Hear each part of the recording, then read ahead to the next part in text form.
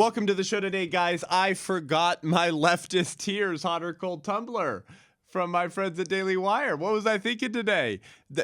I swear I was walking into the studio and there were just leftist tears piling up and gurgling out of the gutter. It's just, they're so salty. They're so yummy.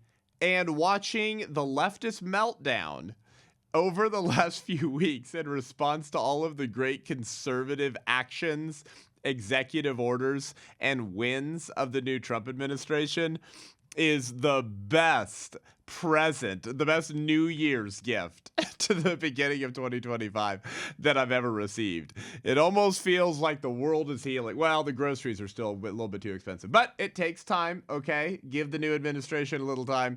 More pro-life victories and wins than I even would have predicted in November. Politics is important because policies are important, and policy matters because people matter. And people matter because they're created in the image of God, and policies have consequences. Always, good or bad, they always have consequences. I want to talk about what does a pro-life movement look like under Trump, the pro-life and conservative and family wins that have happened in just the last few weeks. My time in D.C. for Life or Death Con, the first annual White Rose Resistance Conference, the day before the March for Life in Washington, D.C., and so much more. If you have some type of leftist tears, hot or cold tumbler, grab it right now, open that lid, here they come. Welcome to the Seth Gruber Show.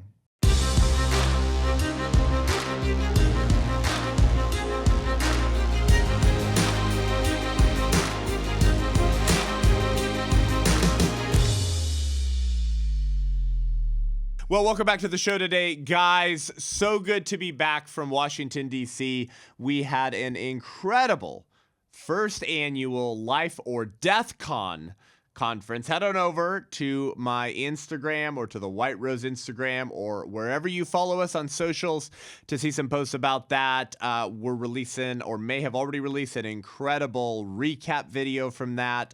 All of the talks from the conference are coming soon. We had Ali Bestucky and Eric Metaxas and Dr. George Grant and Dr. Nancy Piercy and Pastor Landon Schott and Andrew Cedra and Joshua Broom and AJ Hurley and Pastor Gary Hamrick and Isabel Brown and myself. It rocked the house. We had probably over 400 people there at our first ever White Rose Resistance Conference the day before the March for Life. These were a fired up group of believers, the kind of people who don't just complain and whine about everything that they see happening, but they go out there and they do something about it. We stopped at Pastor Gary Hamrick's church the day before the conference, Cornerstone Chapel, for an awesome hour-long conversation that you can find at the Cornerstone Chapel YouTube channel, if that's of interest to you. But things are shaking and shifting and moving and changing so quickly that we had to talk about it. We had to talk about all of this.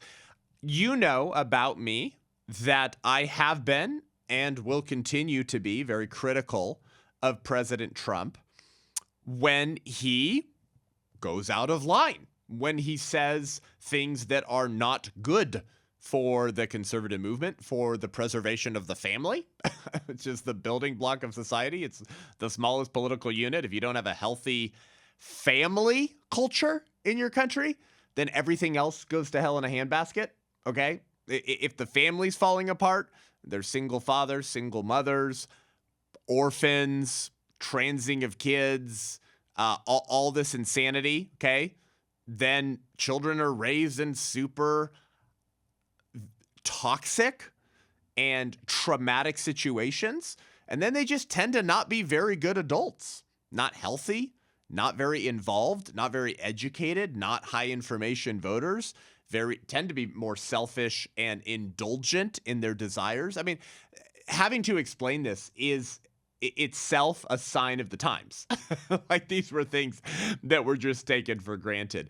A family first, child first worldview, if you will, was sort of a given. I mean, that was something that the Democrats and the Republicans could have agreed on. Well, except for the killing the babies in the womb. Unfortunately, the Democrat Party has been very pro-abortion for at least 40, 45 years. I mean, there were a lot of pro-life Democrats in the early 1970s. There were a lot of pro-life Democrats. You were very welcome in that party in 1969, 1970. But that party has been very pro-abortion for decades. So with the exclusion of the slaughter of babies in the womb, the Democrats and Republicans always agreed on sort of family first, child first policies, things that encouraged the flourishing of the family, okay, that protected, safeguarded the family. That's why we had laws against divorce. That's what, right? It was like before no fault divorce laws, it was like almost impossible to get divorced. That's a good thing. The law incentivizes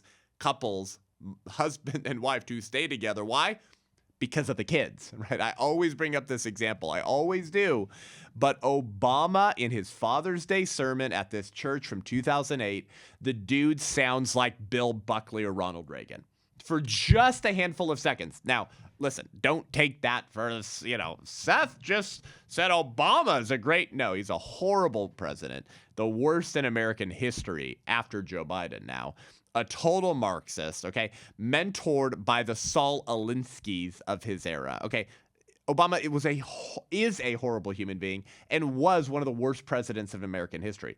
But that actually proves my point even more, which is that despite all of that and the Obamification of America, his 2008 Father's Day sermon, he's like, children do best when they have an involved, loving father in the home. We need to make sure fathers are in the home.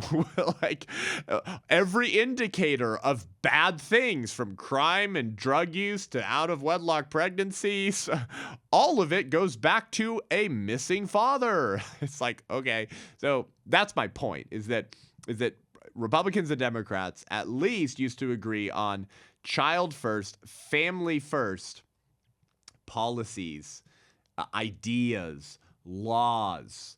That's not the case anymore. So what I'm very excited about this new administration, despite the fact that I will continue to hold Trump to those pro-family, pro-life standards, is that the actions, executive orders, and indications of this new administration make it look like Trump 2.0. And just as a reminder for everyone, by pure political wins alone and policies alone, Trump governed more conservatively as a president between 2016 and 2020 than Ronald Reagan. And that makes some people sort of uncomfortable because a lot of the never Trumpers, right? The like never, I'm conservative and pro-life and that's why I can't vote for Trump, right? Or whatever. A lot of those people love Reagan. And so this is sort of like we're going to throw a monkey wrench into this whole situation. It's been said before, but I think it's really important to bear repeating. From a pure presidential governing perspective based off of executive orders, policies, and political wins, Trump was a more conservative president between 2016 and 2020 than Ronald Reagan was. And that's coming from someone who really likes Ronald Reagan. Me. I have a talk called Lessons from Lincoln and Reagan. Okay, it was one of my more popular talks at a Republican gala in Colorado a year and a half ago. And now I'm saying that Trump seems to be way more conservative in the last month than he was in his first term from 2016 to 2020. That's an awesome thing. So I want to get into those things, but I wanted to frame the conversation because I have been very mean, critical of Trump, and will continue to be, when he says pro-choice horse manure and nonsense and softens the GOP's language on marriage and on the protection of babies. Okay? And he's played softball and kid glove treatment in the past with the LGBTQ LMNOPIA My Name is Legion movement. That's all bad. It should be called out. In fact, I've lost some donors who didn't like that I was going after Trump because they're like, we need to get him elected. So, if you're too harsh, it's going to cause voter hesitancy. I don't care. But first, we want to thank our friends at Every Life Diaper Company, America's pro-life, pro-family baby brand. Okay? You cannot fund a culture of life and defund woke corporatism if you give your money to woke corporatism. Okay? If you're having babies, if you're a grandma, if you're an aunt, if you're an uncle, if you're a mom, if you're a dad, if you're a church nursery, why would you get your diapers from pro-abortion, anti-family companies that hate you and your values and would love to abort your babies? Almost every major baby brand and diaper company, specifically in America, supports abortion in some capacity. Some of them even fund it or pay for their employees to go kill their babies in more blue states. Go to everylife.com to get your diapers, wipes, and now baby shampoos and fund a culture of life. We're having more babies than the they-thems anyways, so we might as well use our dollars to protect our babies' bottoms and defund the woke abortion culture in this country. Pretty simple. We love Every Life diapers. We use them in our home as well. Go to everylife.com, promo code Seth10, Seth10 for 10% off your first order, and let them know that we sent you. Promo code Seth10, Seth10, everylife.com. And they're an incredible group of people. My wife and I are friends with both of the founders. They sponsored our conference, Life or Death Con. They're having babies, they're saving babies, and they're helping you save babies too. Go to everylife.com, promo code Seth10, and you support the Seth Gruber Show as well. Thank you, Every Life Diaper. Our duty as Americans is to hold elected representative and candidates to the standard that we believe is good, right, and true. And if a conservative says we should kill babies in the womb, or at least some of them, or just let people decide which ones to kill, that's not a true conservative, okay? So we're living in godless days. We're living in what is obviously a post-Christian era. So a conservative that wears that title in 2025 obviously ain't going to be what we think of when we think of Edmund Burke. Okay, or when we think of like Abraham Lincoln. Okay, so we need to push for what we want, but we also need to beat the left. We have to stop the baby killing, child sexualizing, kid castrating, LGBTQ demonic legion mob. We have to win. We have to beat them for the sake of babies, the children, the family, the social fabric, and the future, and our children and grandchildren. Both of those things can be true at the same time. Okay. So one of the most enjoyable things of the last few weeks has been watching the liberal establishment and their talking heads in the media learn what democracy is. And learn how our constitutional republic operates. So I don't know if you guys have seen this, but this thing kind of went viral on Twitter. I think just like last week. Sorry, X. I keep calling it Twitter. And all the libs were like, we didn't elect Elon Musk. Elon Musk is doing all of these things we really don't like. And we didn't elect him. This is not democracy. This is an oligarchy. And they're all like freaking out. And all the conservatives on X are like, so this is how politics works. And this is how consent of the governed and a constitutional republic works. So when you elect a president, he appoints people in his cabinet and administration. So actually, I did vote for Elon Musk. I did vote for Pete Hegseth because I voted for Trump and I wanted the people he was going to put in his cabinet. That's how democracy works. It's like very, very funny to watch the wild, cuckoo, upside down libs suddenly learn how a democracy works. Of course, we're not a democracy. We're a constitutional republic, but a constitutional republic is a form of a democracy, but we're not a pure democracy. Okay, I said it. We all know that. Discover how this form of government works when someone they really don't like is wielding the same exact reins of political power that they've had their hands on for decades. And then suddenly it's like, alarm bell, alarm bell. It's like, what are you talking about? He's doing the same thing that you guys did, wield political power. So, by the way, the way to identify a rhino in particular, is when they whine and cry and complain that conservatives are wielding political power too dogmatically and courageously.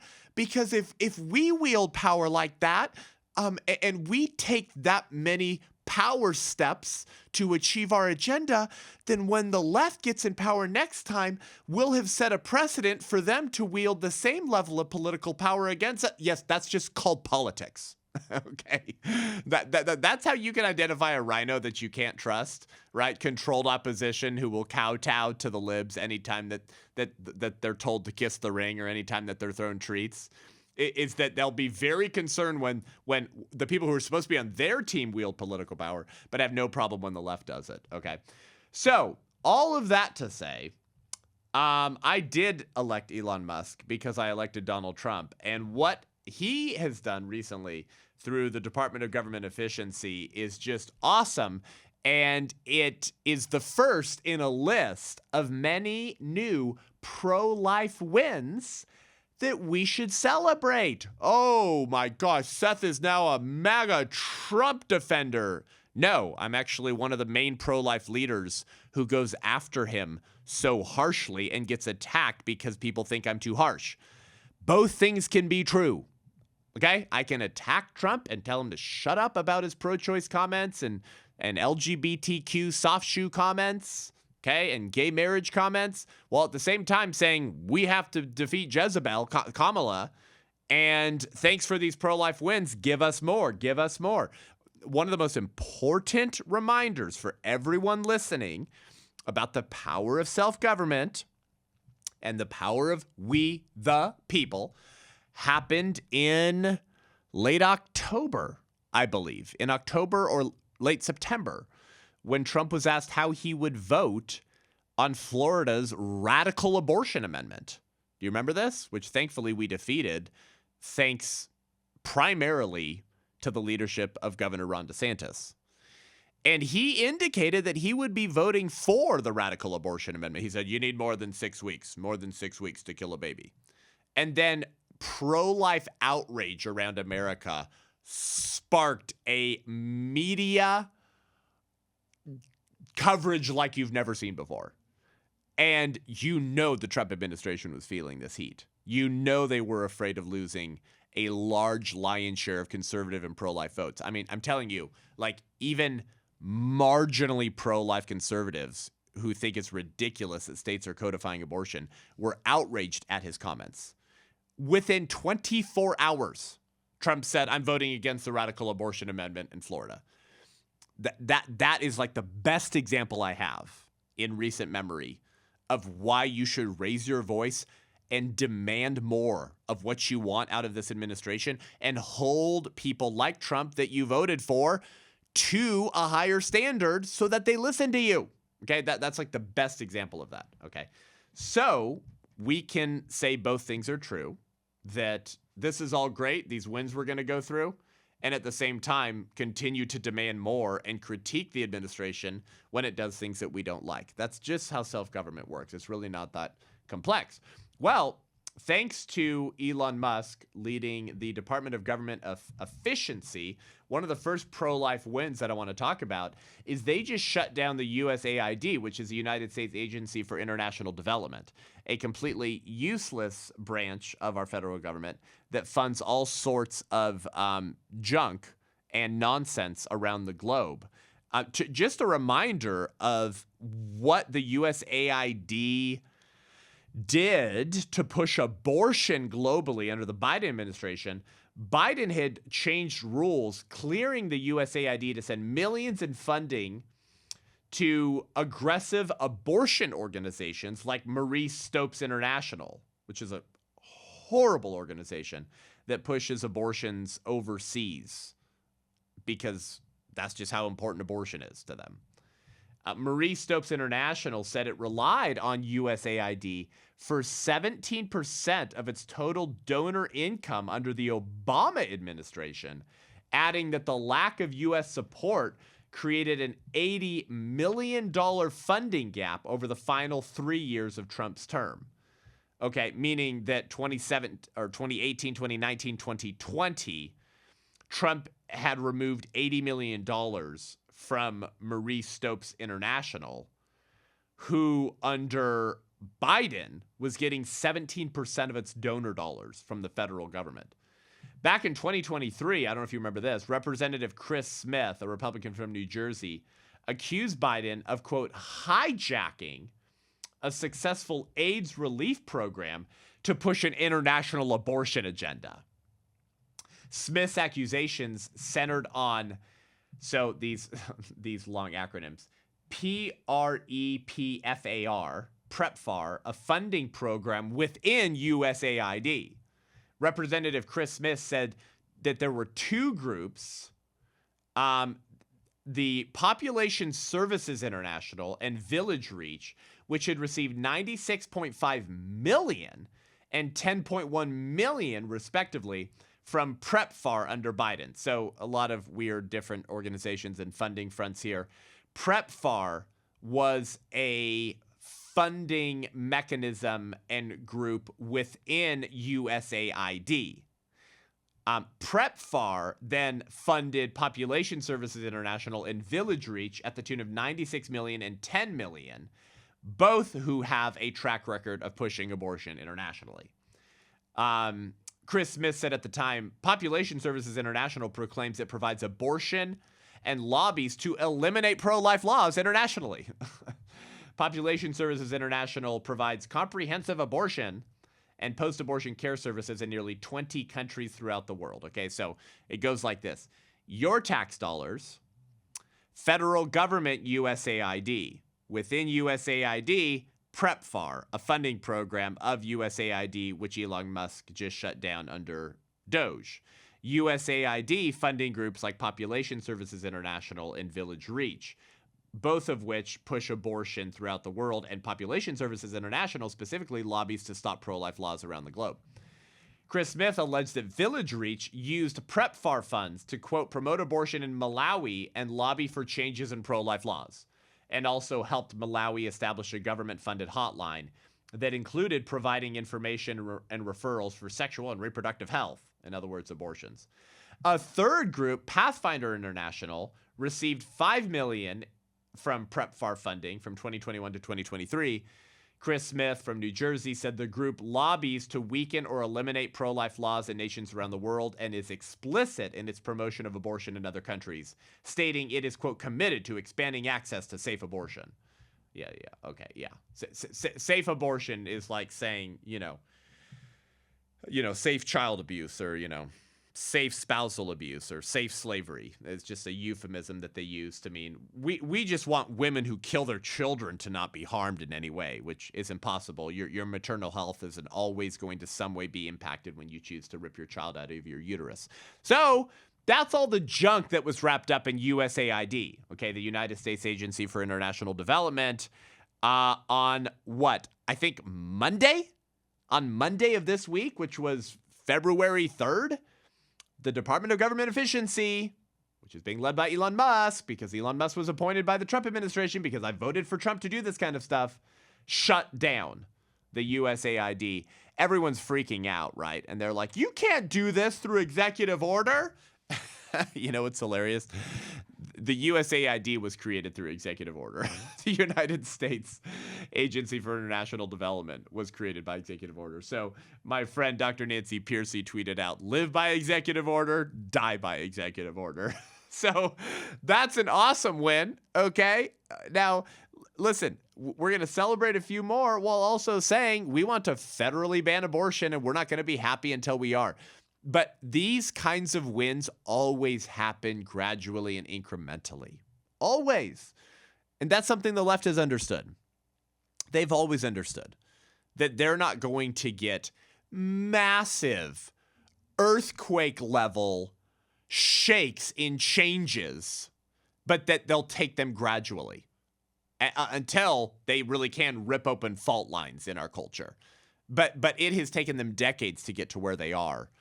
And with a mobilized and awakened church, Christians acting, you can get changes happening really quickly. But usually it's going to be gradually. And we have to work off of those, off of the momentum and progress of those wins. And we can't just whine and complain and say, I'm never voting for Trump, so I'm going to waste my vote because he said some pro-choice nonsense. Yeah, scream at him and hold him accountable. Make sure that he knows that you're angry. But goodness gracious, we would have had none of what you're about to hear over the next 10 or 15 minutes if Kamala Harris had become president. So that's a great thing. I really like that. The horror show that was reproductiverights.gov is no more. It's shut down. I'm testing it again. It's amazing. Safari can't open the page reproductiverights.gov because Safari can't find the server reproductiverights.gov. So this was a website that was being run and maintained by the Biden administration. Reproductive rights, meaning kill the babies in the womb in the name of radical feminism because people deserve the right to orgasms without responsibility. Well, reproductiverights.gov is no more. Bye-bye. That's amazing. Okay. And why do little things like that matter? It's because language matters, right? What we say matters. And the kind of actions that you take create certain expectations. So these pro-life wins create an expectation for more pro-life wins. It sets a standard, okay, of what the administration values, what they're about, and where they believe their energy and time is worth putting.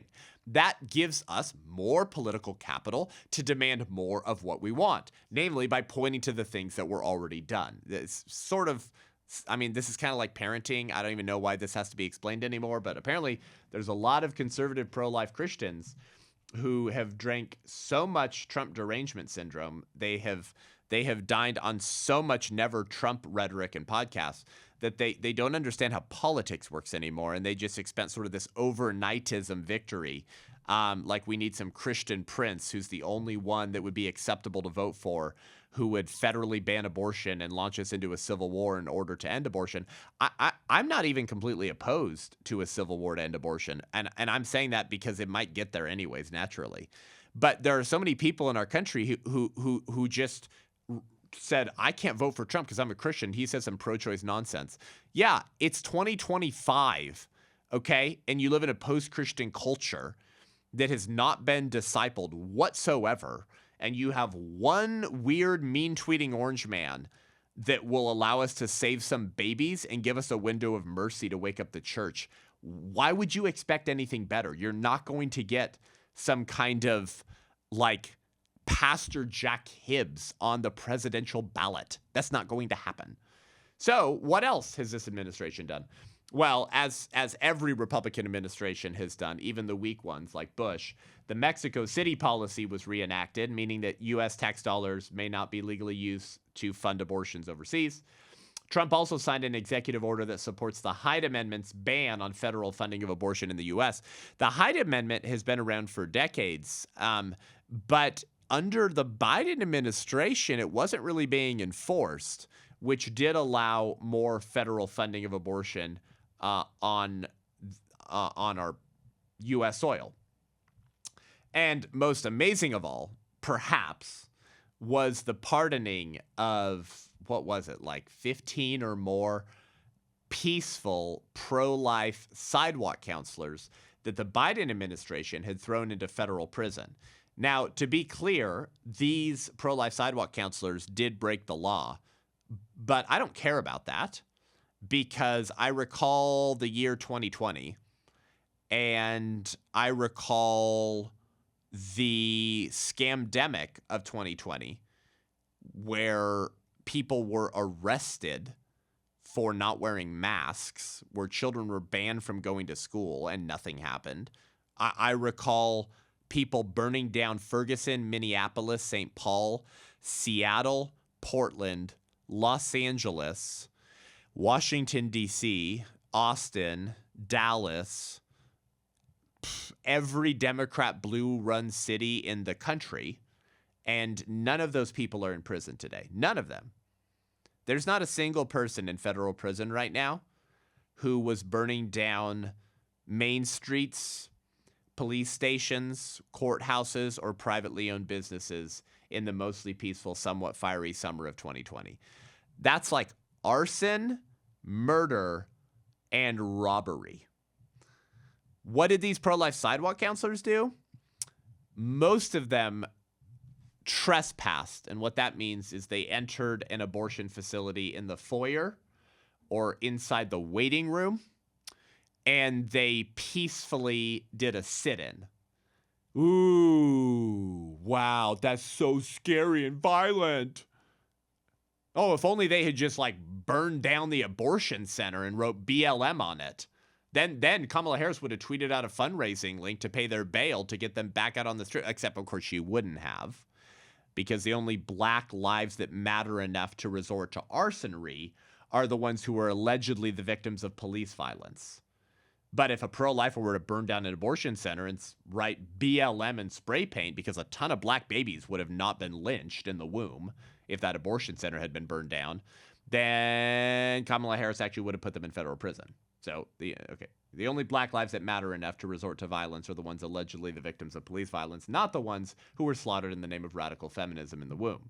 By the way, Planned Parenthood lynches more unarmed black lives every 2 weeks in the womb than the KKK lynched in a century. And those are just the facts. Those are just the numbers that you can verify. My point is this. It's a two-tiered system of justice, and everyone is pissed and tired and sick of that. Everyone is sick and tired of the two-tiered justice system we have in this country, okay? That it's totally acceptable to throw grandmas into federal prison for giving a red rose to a woman in an abortion center about to kill her baby and saying, "We love you and your baby." Throw her in the clink for 8 years, right? But burn down Minneapolis and destroy the businesses owned by other black people, by the way, a lot of the time, who are saying, "Stop burning down my business." And they're roaming free. They're just totally chilled. They're not in prison today. Okay, so that's why all that matters. Okay, and so we have one of those incredible pro-life rescuers and sidewalk counselors, Bevelyn Williams, coming on the show very soon, and I'm excited to share that conversation with you. But Trump pardoned, I think, all of these pro-life rescuers and sidewalk counselors who just said, "Hey, Mom, we love you," or "Here's a rose," or they sat in a waiting room peacefully on a chair, not disrupting anyone, and said, "We're here to help you and your babies." Okay. But that's trespassing. And thanks to the FACE Act, the Freedom of Access to Clinic Entrances, which redefined such activities from misdemeanors to felonies. So just so you understand what that means, if I were to, how about this? If PETA, leftist activists who really think it's a mortal sin to eat a hamburger, were to block the access to or lay down in front of a sliding automatic motion sensor door that led into a meat butchery factory, they would be removed and maybe charged with a misdemeanor. That's if they're like laying and blocking the access to the door to go get your grass-fed delicious beef. But if you enter peacefully into a building that's not locked, but it happens to be a building that kills babies, and you sit in an open chair in a foyer where other women are sitting about to have their child ripped out of their uterus, and you say, "Hey, Mom, we're here for you. We want to support you. Your child already knows your voice. We want to help you choose life." Federal prison. That's all you need to know to understand how the FACE Act works, okay? It took what would have been a misdemeanor and is a misdemeanor in any other context, but when that context becomes, well, babies are killed in that building, then suddenly the same types of actions and physical activities are labeled as a felony. Why? Because abortion is the sacrament of secularism, obviously. That's the only reason, okay? You want to know that the left knows they're killing babies? It's because they define such things as felonies. If it was a blob of tissue, none of that kind of activity would be necessary. None of that kind of legal gymnastics would be necessary. We all know we're killing babies. That's why they go to such lengths to ensure that something is killed, okay? So these heroic pro-life rescuers have been rotting in federal prison for 3 to 4 to 5 months. Bevelyn and others were given 3 or 4 years in federal prison, actually. And now they're home with their families. Bevelyn, who's my age, has 1 or 2 small kids. She's home with her kids again. She's home with her family. She would not have seen her daughter again or been able to raise her or be with her until her daughter was 5 or 6. And now that's all changed. That and that alone was why you should have voted for Trump. That and that alone. Let's reunite these families who have been torn apart by the Biden administration's Department of Justice and FBI simply because they were engaged in peaceful civil disobedience to save children. They're out. They're home with their families. Come on. I mean, like, these are a lot of good pro-life wins that we should be celebrating. Also, you know, the whole infanticide thing that the Democrats are obsessed with, right? I mean, we don't talk about that enough. I've talked at length on this show about it before, but the Democrats have vetoed the Born Alive Abortion Survivors Protection Act, I think over 100 times since Ben Sasse initially sponsored it in 2019, which just says if a baby survives an abortion procedure, meaning they were not successfully killed in utero and they were born alive in the process of what was supposed to be an abortion, okay, that the baby has to be given the same level of medical attention and care as any other baby would receive and be transferred to a hospital, because guess what? Abortion clinics, I know it's crazy, aren't that great at preserving life. So they have to be transferred to a hospital and be given that same level of care, okay, as any other baby would have received that was born at the same gestational age. And then if the abortionist or abortion staff fail to care for that baby or don't report the fact that a baby was born alive during a botched failed abortion, they can be held criminally liable. Okay, and we actually have no federal protections for abortion survivors. And so even though a baby who survives an abortion is labeled as a person in our federal legislation, that old protections under the Bush era never gave any teeth or penalties, right, or consequences to those who didn't do something to preserve the life of that child. And so we have many circumstances from Gosnell to Cesario Santangelo that babies have been left to die or actively killed after they came out of the utero in the process of a failed abortion. So that's why that legislation is important and matters. Well, the thrust of the Born Alive abortion protections for babies were made official administrative policy in this new administration. Another great win.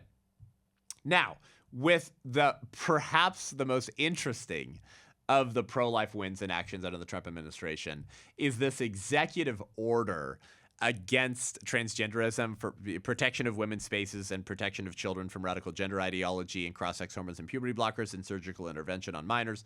It's a very, very, very, very cool executive order. It's called Defending Women from Gender Ideology Extremism and Restoring Biological Truth to the Federal Government. I love that phrase, restoring biological truth. Isn't that good? Restoring biological truth. This was the thrust of my focus in my talk at Life or Death Con, our White Rose first annual conference in Washington, D.C., the day before the March for Life, just a couple weeks ago. My talk was called Life or Death, or All Human Conflict is Theological. And the whole thrust of the talk is that we actually can ascertain moral, metaphysical, and spiritual truths from biological and physical things. Okay, so like the fact that I have a phallus and not female genitals gives me certain like metaphysical and moral truths about what bodies are for. And because male and females are the counterparts to one another, I understand that there's something that can be done there that is so significant that sometimes 9 months later it requires a name. And therefore, because I see these physical differences in men and women, I can ascertain certain spiritual and metaphysical truths that probably a man and a woman bring different things to parenthood and different things to a marriage. And I can look at the social science that confirms those the validity and beauty of what those two different biological entities bring to a marriage and bring to parenting. Okay, like that all of this can be understood from observation of the physical world, that there actually is a relationship between the physical and the metaphysical, that science is the handmaiden to philosophy, okay, that we can actually understand these things. Well, under our secular culture and under the last 4 years of the Biden administration, of course, you could almost say every attempt and every law and every agenda has been, in some sense, an attempt to rip metaphysical truths from biological truth. So I just love this phrase, restoring biological truth to the federal government. That biology is not random. It's not irrelevant. It's not neutral. It's not amoral. It's not this thing that just floats out there in the ether. Your body is not just random. Your biology has something to say about who you are, who you're created to be, and therefore how you can flourish. Of course, all of that has attempted to be severed in the minds of Americans and certainly in the bodies of our children in this country. So what does this executive order do? Well, most entertaining and fun of all, it says, wait for it, I know this is going to be shocking, there are only males and females. Oh my gosh! Remember, language and words matter. It defines, and this was what I thought was the most fun, actually. Trump's executive order defines male and female as immutable biological classifications that are present from the moment of conception. It says male means a person belonging at conception to the sex that produces the small reproductive cell. Female means a person belonging at conception to the sex that produces the large reproductive cell. Men or man and boys or boy shall mean adult and juvenile human males, respectively. Women or woman and girls or girl shall mean adult and juvenile human females, respectively. Sex shall refer to an individual's immutable biological classification as either male or female. Sex is not a synonym for and does not include the concept of gender identity. Very specific language. I love it. I'm all about it. And guess what? The left is losing their flipping minds, which should immediately validate to you that this was needed, right? Like, if you're not taking shots, you're not over the target. If you are taking shots, you probably are right over the target. Okay? Like, it's one of my, lessons, by the way, not just in life, but in ministry and in fighting all the insanity that we come up against at the White Rose Resistance, is that if they, literally the they-thems, really hate something and are really angry about something that you're doing, you should keep doing it, and you shouldn't just double down. You should actually triple down. Amen. And so The Guardian, listen to how The Guardian is covering this, okay? They say, female means a person belonging at conception to the sex that reproduces a large reproductive cell. Trump's executive order was just issued hours after he took office on Monday. The words "at conception" have set off alarm bells among abortion rights supporters. This is The Guardian writing. If fully enacted, fetal personhood, which means the recognition that there is a person in the womb. All right. Fetal personhood would have sweeping repercussions for all of U.S. law. Not only would it outlaw abortion nationwide, but it could even lead governments to treat abortion as murder and treat people who undergo the procedure as murderers. I don't think it was a mistake, says Donna Sussman, Senior Vice President of Pregnancy Justice. Remember, words matter, language matters. Okay, the name of this abortion group is Pregnancy Justice, a reproductive justice group that tracks efforts to enshrine fetal personhood into law. Ooh. Dana Sussman says, I don't think this was a coincidence. I think this was an international way to continue to normalize the idea that embryos are people. She says this is yet another attempt to codify it in one form or another. Amen and amen. If the abortion right, feminazi, lesbian dance theory, purple hair they-thems are this scared about Trump's executive order, if they're acknowledging that the language of male and female corresponding to the moment of conception puts moral premises in the law that could lead to the abolition of abortion, I say, give me another one. Keep it coming. Let the hits keep on coming. And a lot of like pro-life conservatives are still like, Trump is horrible. He's not going to do anything for the unborn. Obviously, we don't think he's done enough for the unborn, and we're going to demand a lot more. But also, if all we do is yell and scream and criticize and complain and yell at him, he's going to ignore you because he knows you're never going to vote for him. But if you applaud and celebrate the good things while saying, give us more, you need to do better, you might actually work up enough political capital to make a difference. Oh my gosh, it's almost like that's how our form of government works. So watching the thems freak out over this executive order tells you everything you need to know. Restoring biological truth in the federal government. If male and female begins at the moment of conception, then human beings obviously begin at the moment of conception. And if males and females are recognized as such from the moment of conception, it means that they're people. And if they're people, it means they have the right to life and shouldn't be killed in any state, not just the states that say that you can kill them.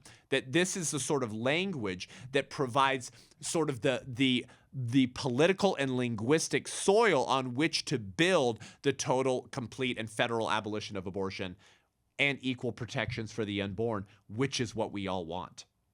Lastly, this executive order is going to withhold federal funding from hospitals or institutions that push radical gender ideology and chemically castrate or surgically mutilate minors. Obviously, I think we need to ban transgenderism completely. Like Michael Knowles said when they accused him of calling for the genocide of trans people, he said we have to actually completely obliterate or eradicate the entire ideology of transgenderism from the public square. It doesn't mean eradicate trans people. There is no such thing as a trans person, okay? It doesn't mean eradicate gender-confused people. It means the ideology. This is a step in the right direction. And coincidentally or not, it also provides the same kind of language that we would need to argue for federal protections for the unborn. I say let the hits keep on coming. There's so much more to get to, but we're running out of time today. Go check out J.D. Vance's talk at the March for Life. It was incredible. We will be sharing where you can access the talks from Life or Death Con very, very soon. And I had a little run-in with DC police because I was giving microaggressions to pro-abortion people. Go check it out on YouTube or my Instagram and have some fun. Until next week, I'm Seth Gruber, and this is The Seth Gruber Show.